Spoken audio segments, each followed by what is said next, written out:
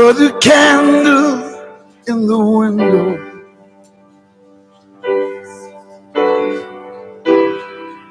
'cause I feel I've got to move. Though I'm going, I'll be coming home soon. Long as I can see the light.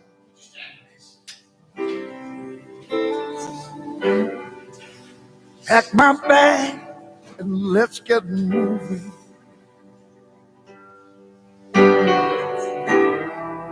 'Cause I'm bound to drift away. Well, I'm gone.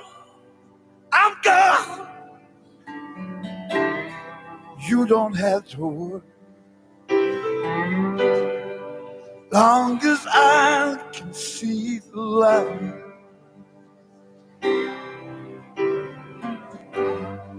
Guess I've got that old traveling bone.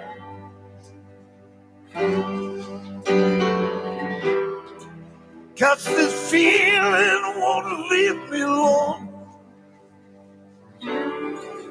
Said I won't, oh no, I won't be losing my way.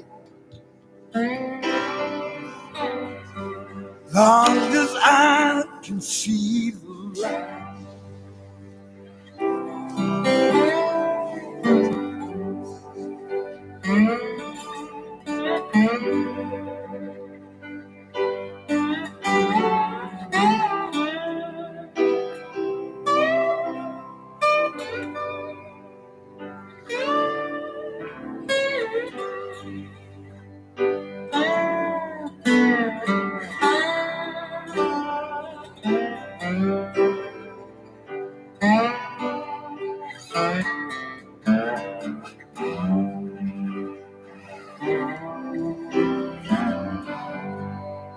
Put the candle in the window,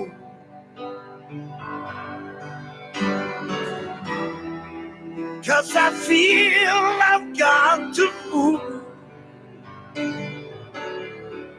Though I'm going, I'll be coming home soon. Long as I can see the light. Long as I can see the light.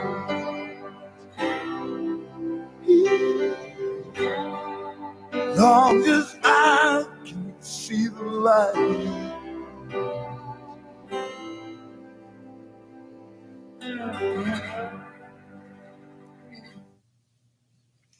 Please be seated.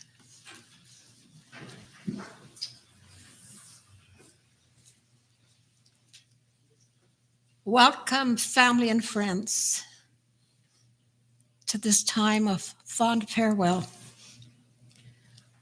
for Allan John Kinsella.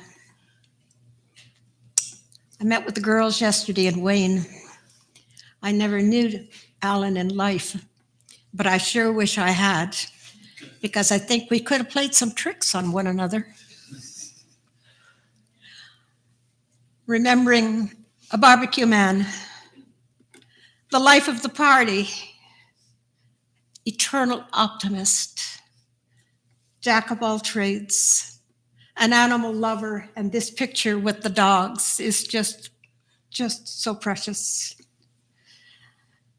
A loving adventurer, a beloved dad, grandpa, brother, uncle, neighbor, and friend.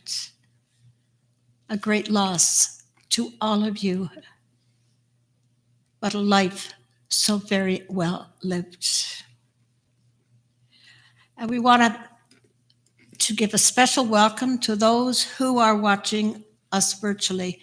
So you might want to turn around. The cameras are back in that back in that corner, and just welcome them to be with us here on a springtime day in Carlton Place. I'm the Reverend Heather Kincaid, and I live in Almont. And I've been very much part of the Barker family over the years. They've been very, very kind to me, and it's always, excuse me, it's always a real privilege to work with them. And I have worked with the Bennett family before. And so, again, my very special sympathy to all of you. There's going to be a reception downstairs immediately following Allan's casket going outside and putting it in the hearse. But then everyone is cordially invited downstairs to a time of food and fellowship. Did you bring any lobster with you? No lobster, but that's all right. We can pretend that the ham or something is lobster. So very, very special welcome to all, and please plan to join the family downstairs later.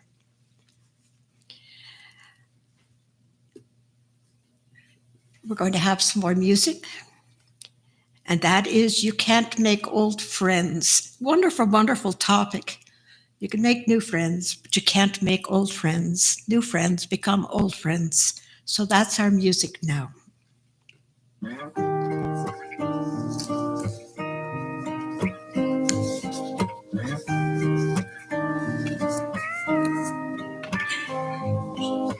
What will I do when you're gone? Who's gonna tell me the truth? Who's gonna finish the stories I start the way you always do? When somebody knocks at the door, someone new walks in, I will smile and shake their hand, but you can't make old friends. Can't make old friends. Can't make old friends.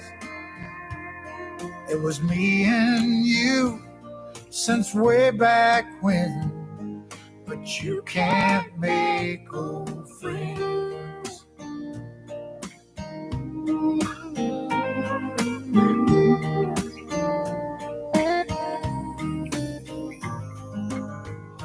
How will I sing when you're gone? 'Cause it won't sound the same. We'll join in on those harmony parts when I call your name. You can't make old friends. Can't make old friends.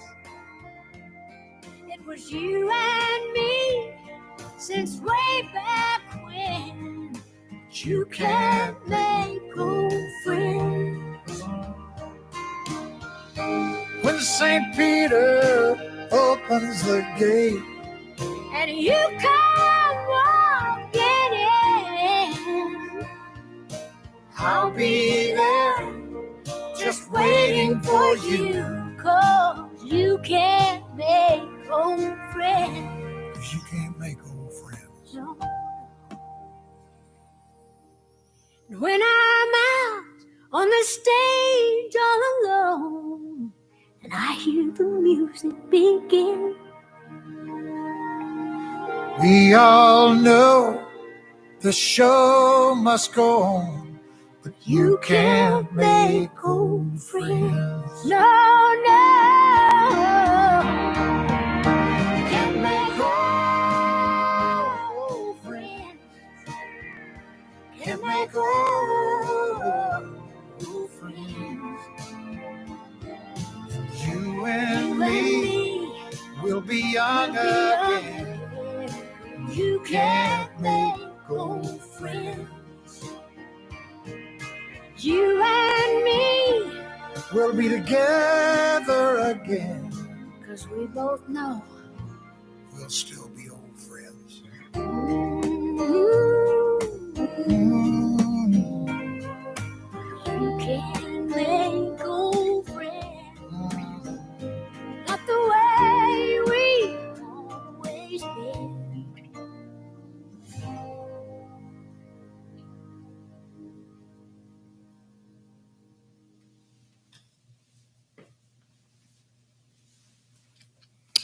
We have an old friend here. Where's Dave?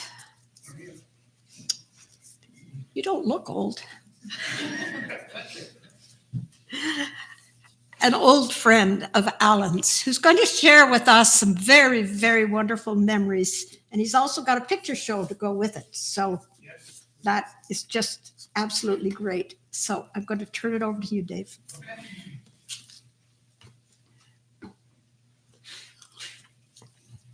And I'm going to go and sit so I can see the pictures. Sure.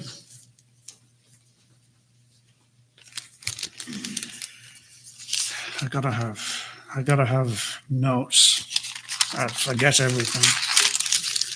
Gotta have my glasses because I can't see a thing. You can hear me all right, can you, when I speak like this? Good. Yes, my name is David Farrar, and I was working out with my wife how long we'd known Al. That's my wife over there, Pauline.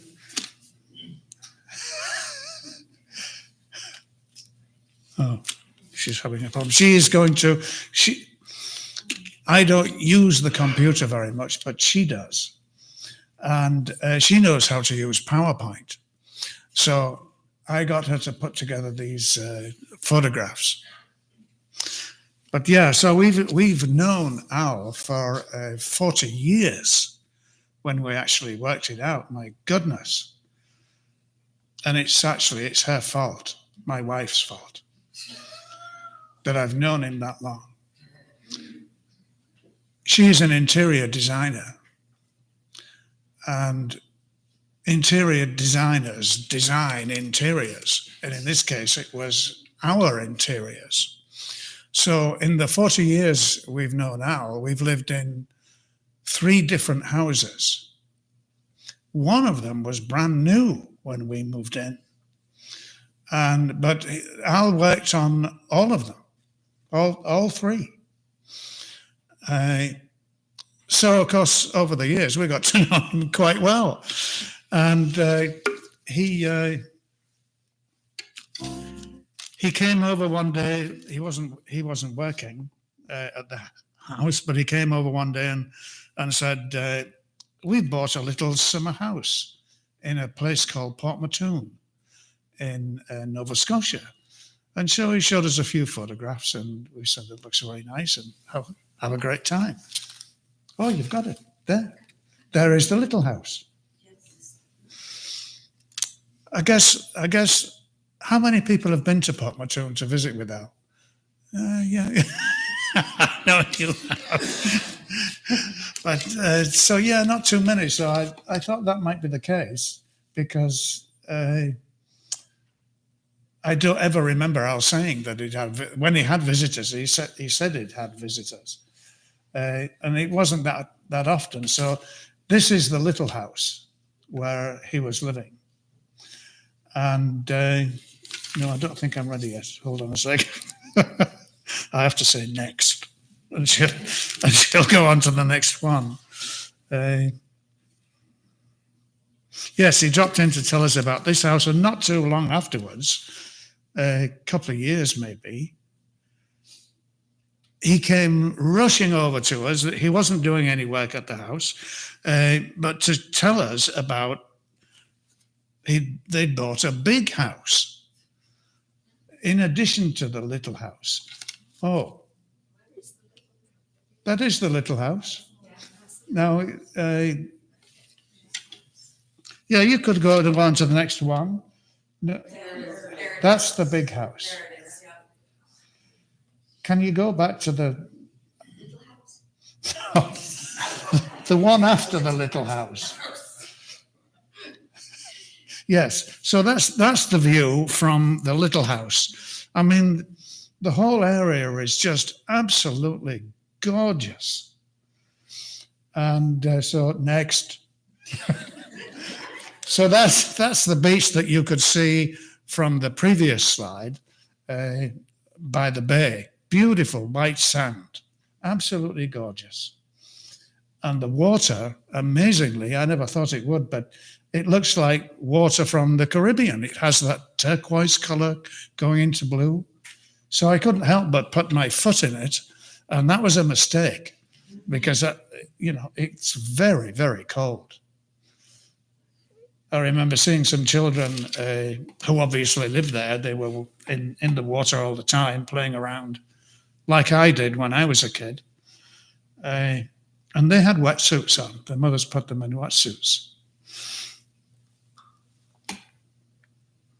So after Al had told us about the big house and shown us some photographs, and he invited us to go visit whenever we liked. And so I thought that the photographs were so beautiful, and I'm a landscape painter. So I thought how great it would be for me to go and stay with Al. And I could take some reference photographs, I could do some sketching. And that's what I did since, I think the first year I went was 2012. And so I've been every year apart from COVID years. I had to visit with him for 2 weeks. And where am I now? Oh, yes. You can go back to, you've got the big house. Can you see the rose bush in the front yard? Can everybody see that? That's a very important rose bush. I'll tell you about it. Could you go to the back? Sorry, next. So that's the back of the house. And you'll notice there are no guardrails on the top there. And if you weren't careful where you stood, you could fall through. So I never ventured any further than just going from the door to the barbecue, because it was too dangerous. And it was like that the whole 12 years I was going. I said, Al, are you going to get this fixed? And he said, yeah, I will. Yeah, I'll get it fixed.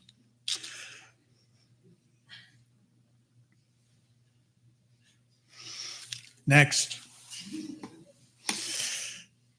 This is kind of funny. You can see this is looking down the street or the road from the front of Al's big house. And he's in Portmatoon. Now you can see how many houses there are. I think the post office is on the right-hand side there. Very few houses. But Portmatoon, there is a Portmatoon, which is where Al is, and there's a central Portmatoon and a southwest Portmatoon. Each one of them has a half a dozen houses or less. And so the little house was in southwest Portmatoon and the big house in Portmatoon. I thought you should know that. Yeah.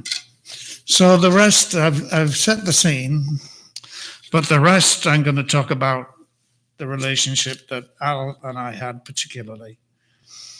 And it's a relationship, a friendship that is based on mutual disrespect. I had so much fun with Al in the 2 weeks that I was there and later that I just had a good time. But after you've seen this, you might think, if I hadn't said that and told you about the rest of these things, you might think I was picking on it, which I am. But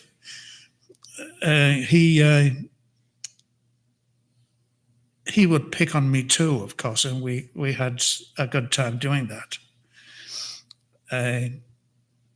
But I want to give you an example of some of the things that he would say to me. They're not very nice. First of all, last year, I got a new barbecue for my birthday. And it's a nice barbecue. It's a Weber, which is a high-end barbecue. So I sent a picture to Al of the barbecue. I said, look, I've got this barbecue for my birthday. So I said, oh, that looks great. Now all you've got to do is learn to cook.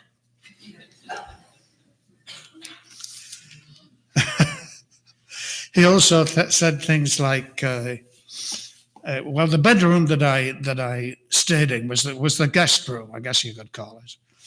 And so if I knew there was going to be someone else staying there, I would say, I hope you're going to change the sheets, at least, if you've got people going. And he said, when you left, we we had to burn the sheets. I can't stop laughing at this stuff. Oh dear. But more recently, when you were staying with him before Christmas, I said to him again by text, I hope you're going to change the sheets again. And he said, and I've got it written down here. Oh dear. Oh yeah, it was up to by then that the room had been fumigated and they'd burnt the mattress. Oh dear. So you will understand that I am picking on him, but he knows I'm picking on him. So yes, I'm making that too loud, aren't I? Al took me on a tour the first year I was there of places that he thought I would like to see. Oh, hi. I know a cousin. Next. Now, I didn't know until I came today that Al was, in fact, there's a hat right here on his coffin. I didn't know he went for hats like that. I'd only ever seen him in a baseball cap. So I made fun of that hat. Every time he put it on, I would say something like, oh, what are you, Al? A man about town now, are you? Or I'd say something like, my goodness, you've got it at a jaunty angle today. And he would likely mutter some expletive. Oh dear. So when I was there, we fell into a routine. Al would put the coffee machine on in the evening so that I could just plug it in if I was up first to get a cup of coffee. And we sat outside on the porch on the front of the big house. And we watched that rose grow. I don't know when that photograph was taken of the rose bush, but it looked very healthy. Over the years, it got a bit scrawny, and there was really only one long kind of branch, not a branch, yeah, it was a branch, but tweaked out with a rose on the top. And I said to Al one morning, I mean, this is a couple of guys that have nothing better to do, right? I said to Al one morning, because sitting on the porch, you can see where the camber of the road, and you can see the edge of the road, and then you can see the middle of the road. And I said, I swear that rose has grown over the last couple of days. And so he took a look at it, and it had. He said, yeah, I think it has. So every morning that we sat out there for the rest of the 2 weeks, we kept a check on that rose. And it grew quite a lot. But, yeah, there's a couple of guys that have nothing better to do. Yeah, so I would head out for the day, and after having coffee, breakfast, and I wouldn't come back until about 4 o'clock, 4:30. And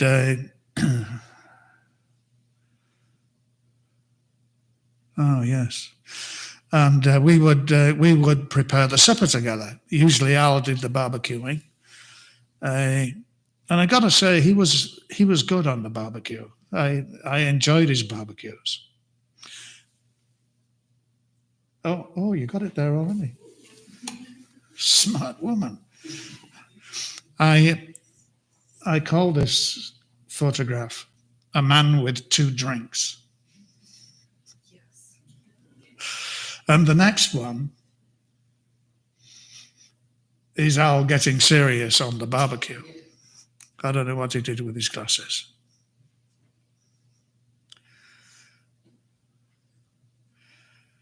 Yeah, and Al getting serious. Next. And this photograph is called "A Man with an Empty Glass."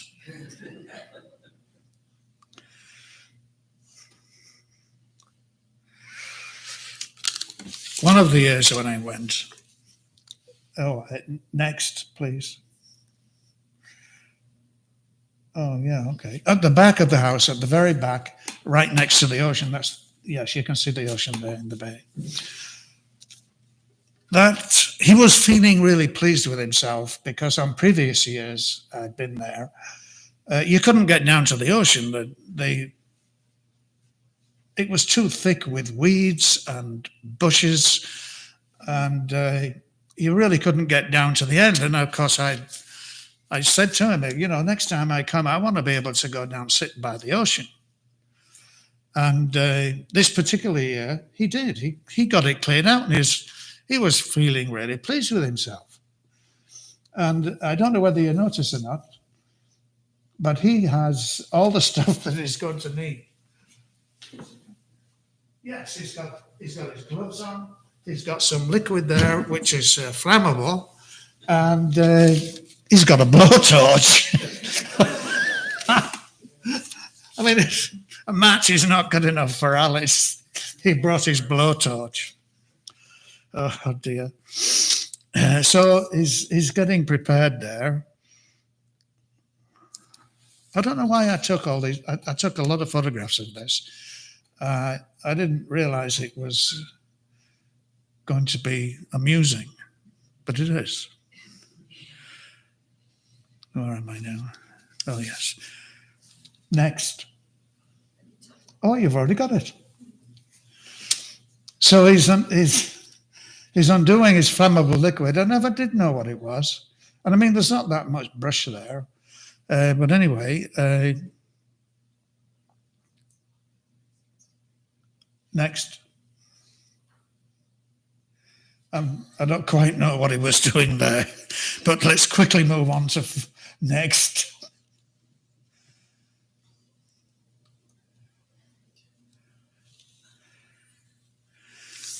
So he was telling me that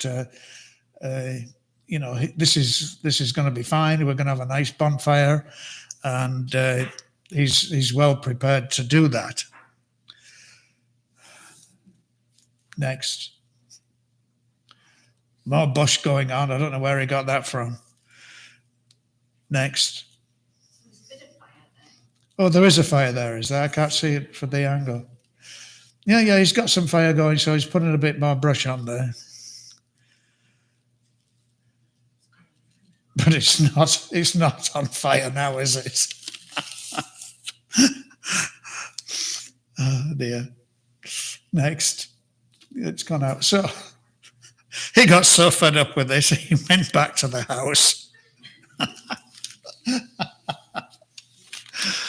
I don't think he even knows to this day that I took these photographs. Maybe. I don't think so. So he took off to get some more flammables, something that was easier to burn. And he came back with the next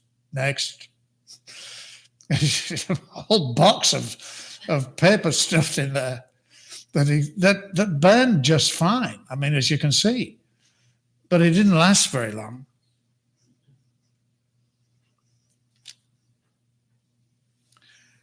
Next. So he burnt the box of stuff, but he couldn't burn the other stuff in there. And all the time this is going on, I'm saying, I don't think that's any good, Al. You're not going to be able to do that. And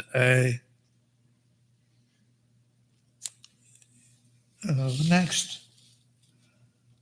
Yeah, we could be in trouble here again. It's not burning. So the last one next.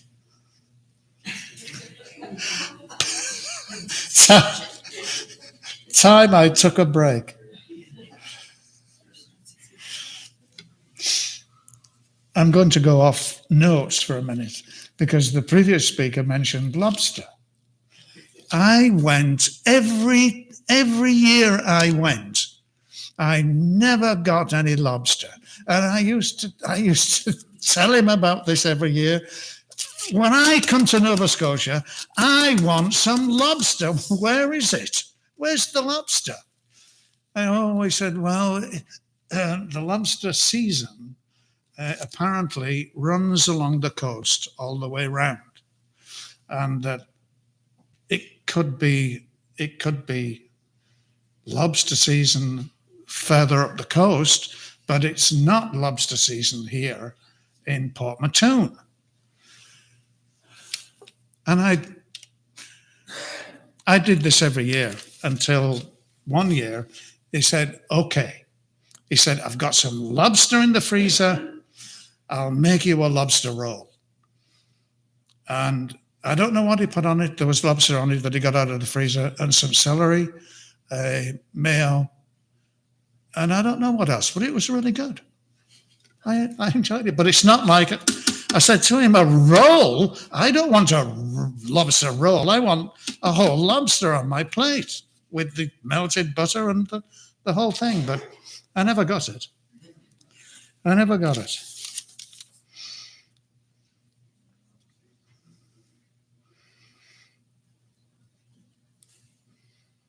Next. These are friends of ours. I can't see. Tim is on the left, and his wife Gloria on the right, and the two friends there in the middle are Val and Don. Now, Tim and Gloria live next door, and they've retired now, but they ran a nursing home. And after Lauren had died, they kind of took Al under their wing, and they became quite good friends. Tim used to come by after he'd finished what his job was at the nursing home. It was to do the breakfast. And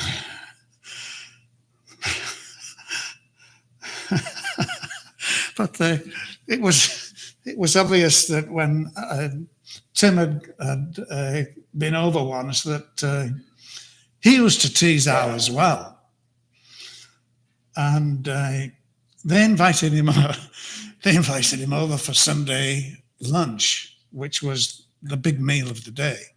So every Sunday, Al would go over for lunch.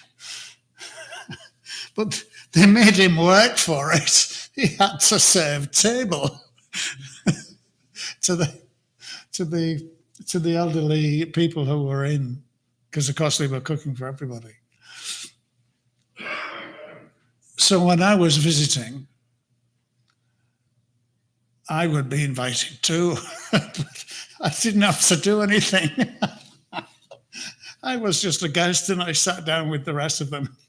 Al had to serve me. And I made a lot of that, of course.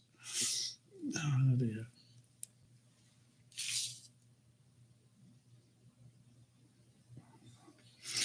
Yes, so Tim would drop by quite often. And the other lady, Val, she would be dropping off baked goods all the time, every few days. Whenever she baked, she would drop some stuff off for Al and me. So they were very kind to Al. They were good friends. Oh, dear.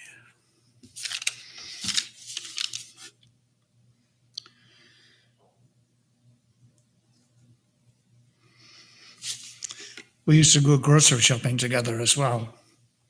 when I was there.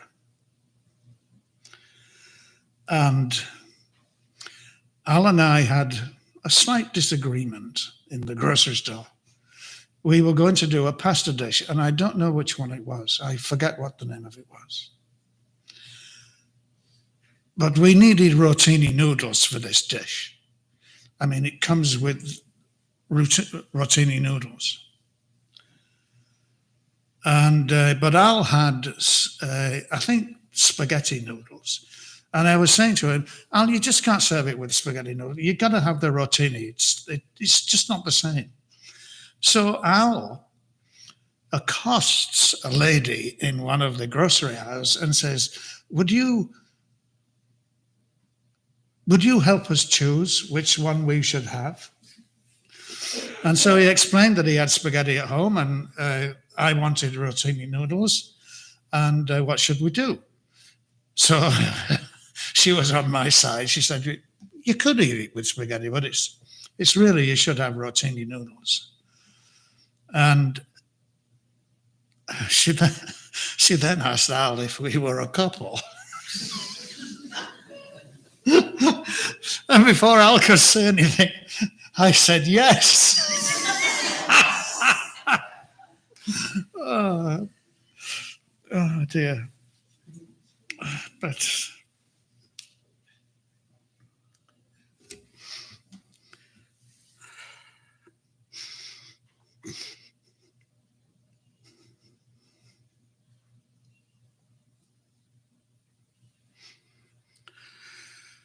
so you can tell.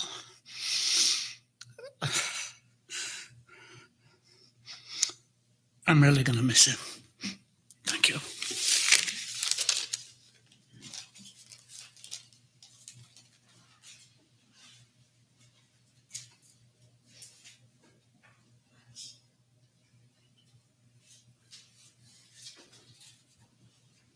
Oh, I missed one. Oh, come on, ice cream cone. That's a good one to end on. The girl said it would be very special. And it is very, very special. And for those of us that never knew Al, it's just like you just introduced him to us in a wonderful way. The pictures are just superb. And your explanation, thank you so very, very, very much.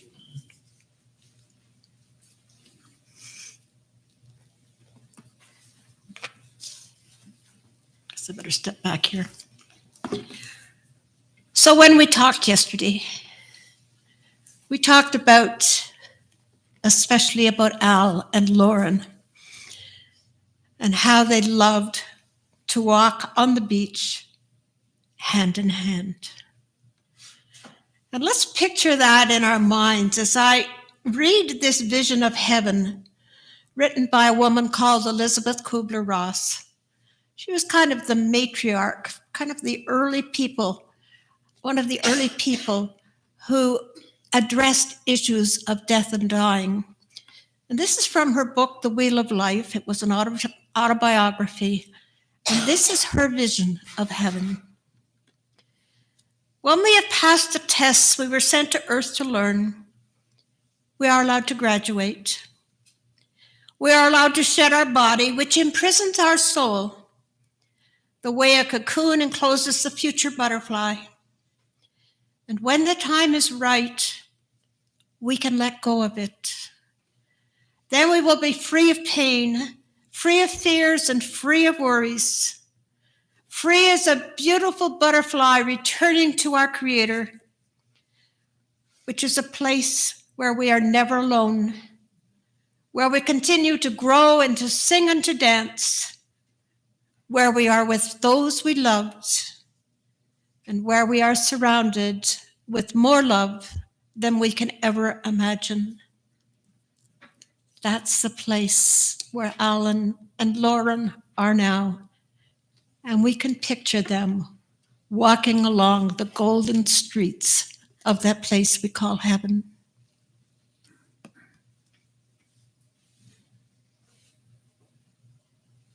So let us pray. And let this be Al's final words to us on this day. Do not stand at my grave and weep. I am not here. I do not sleep. I am 1,000 winds that blow. I am the diamond glint on snow. I am the sunlight on ripened grain. I am the gentle autumn rain. When you awake in the morning hush, I am the swift uplifting rush of quiet birds in circling flight. I am the soft starlight at night. Do not stand at my grave and weep. I am not here.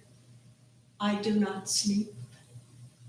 And now may all of your fondest memories of Al and all that he's given you to make you who and what you are today be with you on this day and always. Amen. And our closing music is that wonderful song, When I Get to Where I'm Going.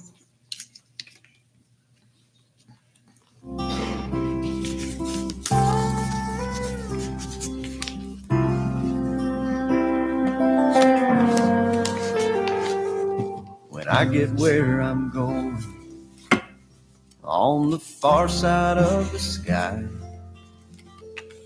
the first thing that I'm gonna do is spread my wings and fly. I'm gonna land beside a lion, run my fingers through his mane, or I might find out what it's like to ride a drop of rain. Yeah, when I get where I'm going, there'll be only happy tears.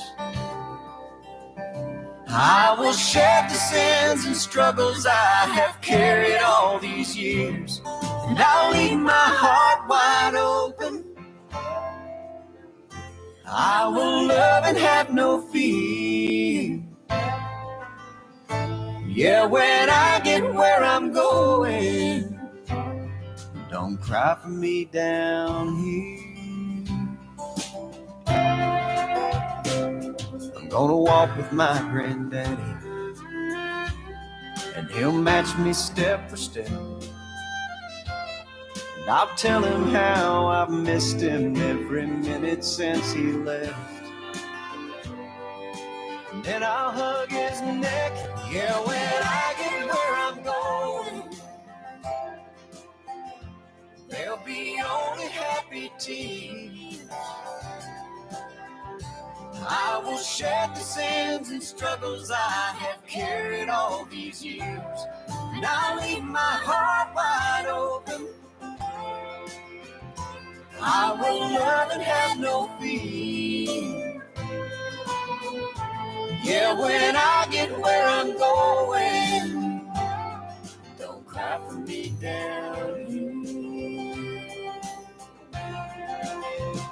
So much pain and so much darkness in this world we stumble through. All these questions I can't answer, so much work to do. But when I get where I'm going, and I see my Maker's face, I'll stand forever in the light of His amazing grace.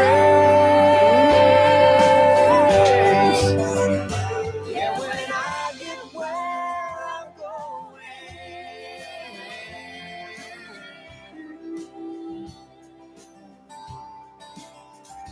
oh, when I get where I'm going, there'll be only happy tears.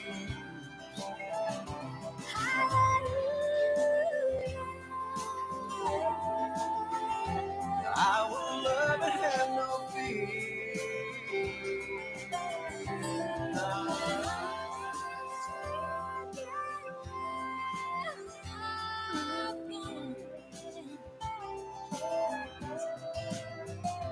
Yeah, when